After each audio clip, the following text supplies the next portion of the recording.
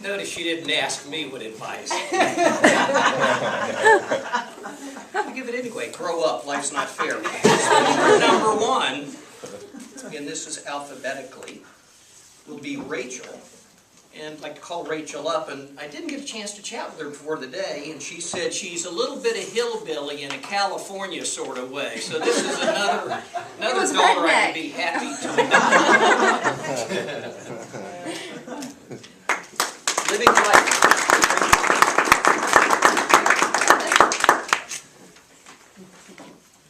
Good morning.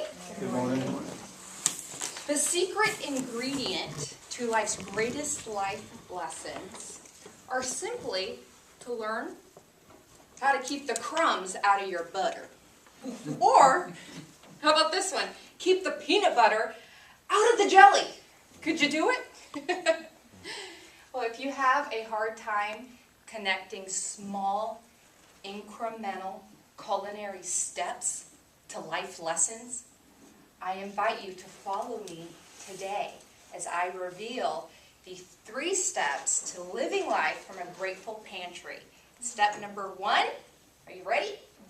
It is take inventory of the ingredients you have already. Number 2, look at the ingredients of what you have differently. And number 3 is to take those small, tiny, incremental steps, fun steps, to do all of that. And to help make those steps real for you guys, what I want to do is share 2 personal stories, and then what I'd like to do is send you home with some leftovers of wisdom so you can begin marinating in the juicy benefits of the GP today. You guys ready? Let's get cooking.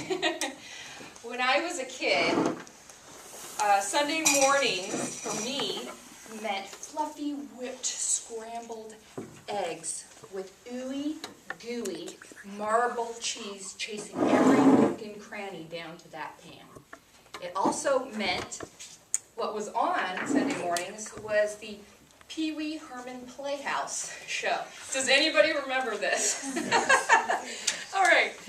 My father, when he was cooking those scrambled eggs, he would take time out to actually show us how to do the Pee Wee Herman dance accordingly. And for those of you that don't remember, it goes something like this. The word, word, word. Word is the bird. It says the bird, bird, bird. Bird is the bird. Okay, so that helps. I hope to give you a refresher on the Pee Wee Herman Playhouse. What was most significant about that, we found out much later in life, my dad's secret ingredient for scrambled eggs, expired crushed Cheerios. So what do we learn from this story?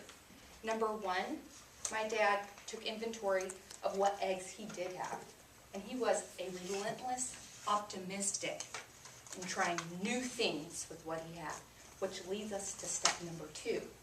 He looked at expired crushed Cheerios as a scrambled egg expander to feed a family of 6 on a tight budget. Number 3, my dad used small, tiny, incremental Pee Wee Herman steps to get the job done. So absolutely, that was an example of living life from the Grateful Pantry. Are you seeing how the GP in action right now? Second story involves a teenager. True story, this just happened to be last week. I'm sound asleep in bed when I get a call from my 17-year-old niece in the middle of the night. For those of you with teenagers, when you get a call from a 17-year-old in the middle of the night, is this a good thing? No. After I found out she was actually safe, the next day I called her and I said, her name's Kaylee, but to me she's KK. I said, KK, could you remind me what we talked about? You called me in the middle of the night. I was half asleep. She says, Auntie, you know I've been looking for a job, and I found 3 jobs, but I don't have any money to pay for my uniform and my shoes. And you said you'd send me some money today. So what can we learn from KK? First of all, KK absolutely took inventory that she had a highly vulnerable aunt in Florida sleeping, highly susceptible to niece requests.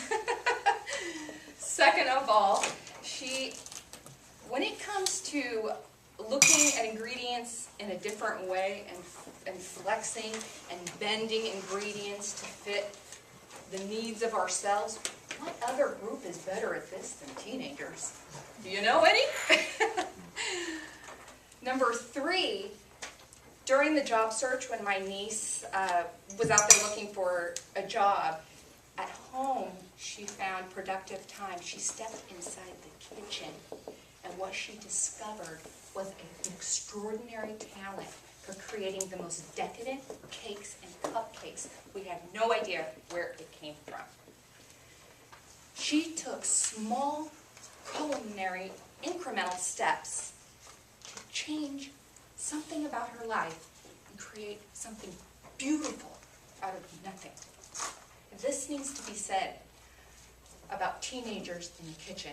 There is an extraordinary potency in teenagers that when you invite them into the kitchen, it gives them an opportunity to release that. So in conclusion, what I'd like to give you today is when your family asks you, "What's for dinner? There's nothing to eat."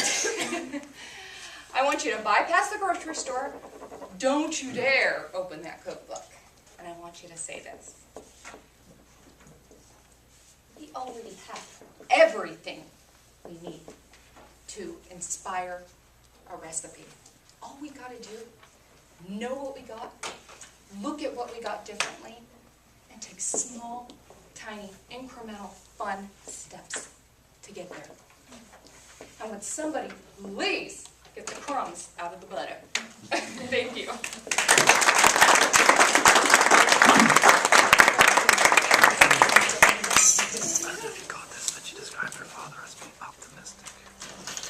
I say something about creativity?